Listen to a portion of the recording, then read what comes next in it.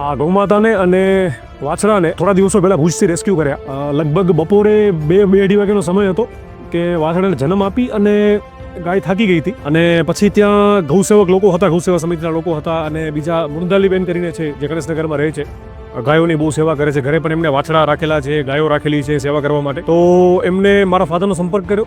વાછડાને જન્મ આપ્યો છે ગાય અને એનું સાંજ સુધી કોઈ માલિક હજી સુધી મળ્યું નથી. પણ એના આચારમાં દૂધ હતું નહીં. એક આચાર થોડું ચાલુ હતું એટલે ત્યાં છોકરાઓ મહેનત કરી અને થોડું એવું દૂધ કાઢ્યું અને પછી વાછડાને બોટલમાં પીવડાવ્યું. પણ લાંબો સમય એ રીતે એને રાખવું શક્ય હતું નહીં. પછી જ્યારે બેને અમારો સંપર્ક કર્યો એટલે સાંજે પછી મોડેકથી આપણી ગાડી ત્યાં લેવા માટે ગઈ. એમને ઉપાડવા માટે ગાયની પોતાનું વજન અને સાઇઝ ઘણી મોટી છે એટલે છકડા ઉપર ચડાવી શક્ય હતી નહીં. એટલે ગૌસેવા સમિતિની જે ગાડી છે ભુજમાં, એમની મદદ લીધી. પછી ભેગા મળી અને એ ગાડી દ્વારા અહીંયા લઈ આવ્યા.